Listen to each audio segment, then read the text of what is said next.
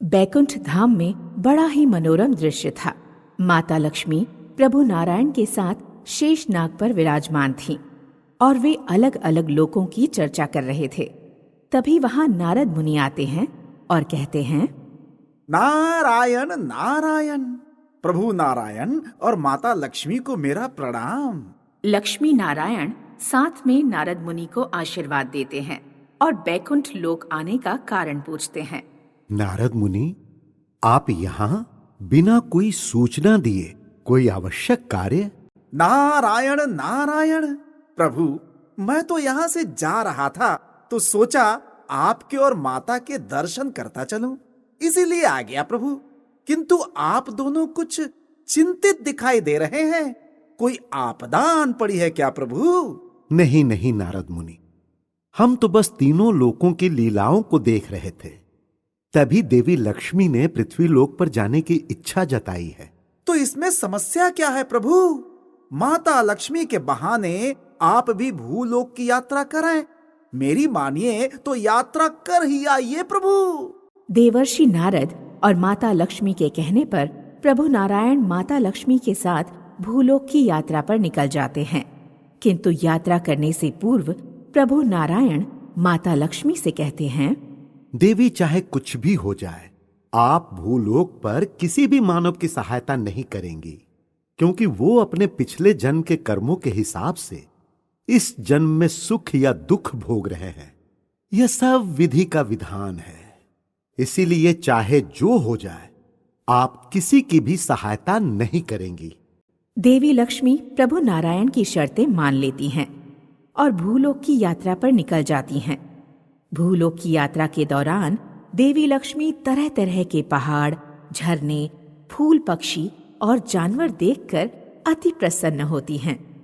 देवी लक्ष्मी को भूलोक पर कुछ समय और बिताने का मन करता है, जिसके लिए वह प्रभु नारायण से कहती हैं, प्रभु मुझे भूलोक पर कुछ समय और व्यतीत करना है। क्या मैं यहाँ कुछ समय के लिए और रह सकती हूँ? इस पर प्रभु नारायण देवी लक्ष्मी को उत्तर देते हुए कहते हैं, ठीक है देवी, आप भूलोक पर कुछ समय और व्यतीत कर सकती हैं, किंतु मुझे दिए वचन को स्मरण रखिएगा और किसी भी मानव की सहायता मत कीजिएगा।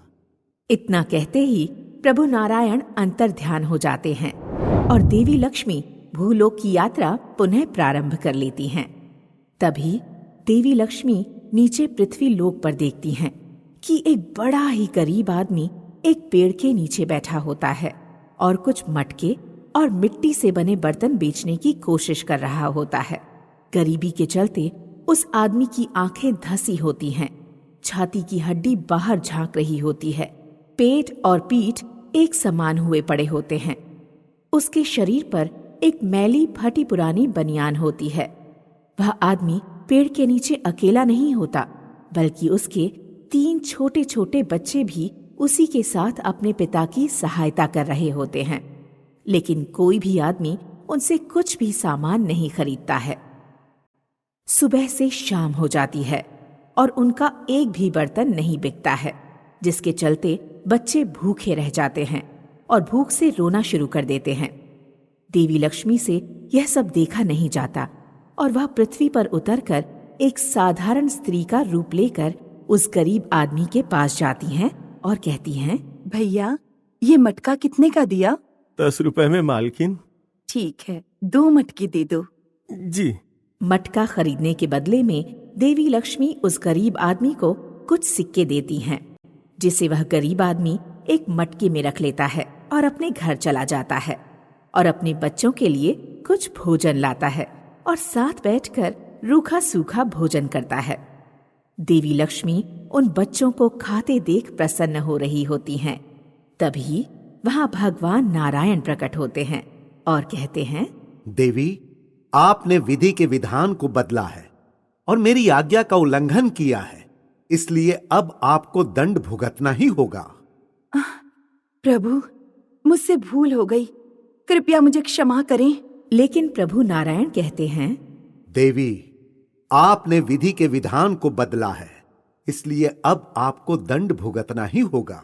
तब देवी लक्ष्मी उदास मन से कहती हैं, प्रभु जैसी आपकी इच्छा, लेकिन दंड स्वरूप मुझे करना क्या होगा?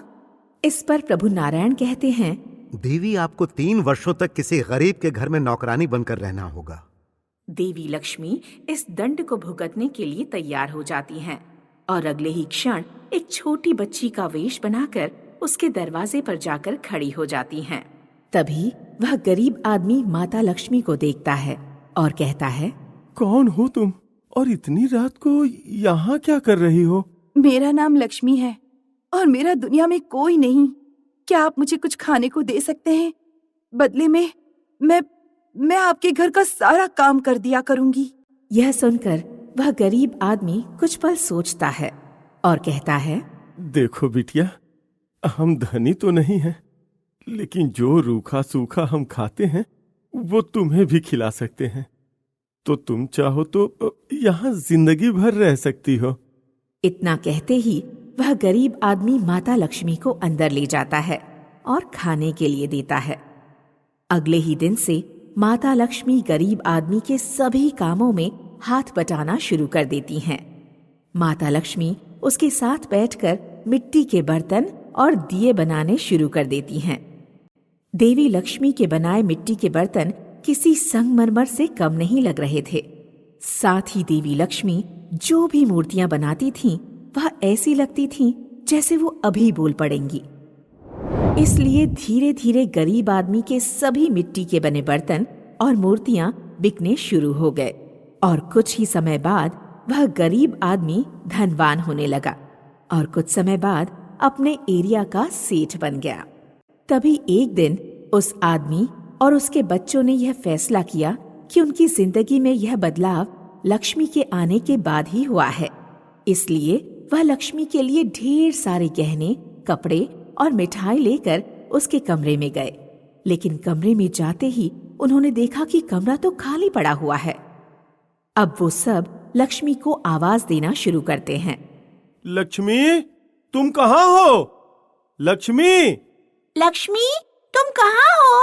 और देखते हैं कुछ ही पल बाद एक दिव्य रोशनी से माँ लक्ष्मी साक्षात प्रकट होती हैं, जिसे देखते ही वह आदमी समझ जाता है कि यही वो लक्ष्मी है जो बीते 3 वर्षों से उसके यहाँ नौकरानी बनकर रह रही थी। यह देखते ही वह आदमी माता लक्ष्मी के चरणों में गिर जाता है और उनसे क्षमा याचना करता है। माँ, मुझे क्षमा कर दीजिए, मैंने आपको पहचाना नहीं और आपसे मैंने मजदूरी करवाई। कोई बात नहीं पुत्र, इसमें तुम्हारी कोई गलती नहीं है। ये सब तो विधि का विधान है। माता लक्ष्मी को साक्षात देखने के बाद आदमी और उसके बच्चे माता लक्ष्मी को प्रणाम करते हैं और उनसे आशीर्वाद की कामना करते हैं। इस पर देवी लक्ष्मी उन्हें सदा धनवान रहने का आशीर्वाद देकर वहां से बैकुंठ धाम की ओर निकल पड़ती हैं।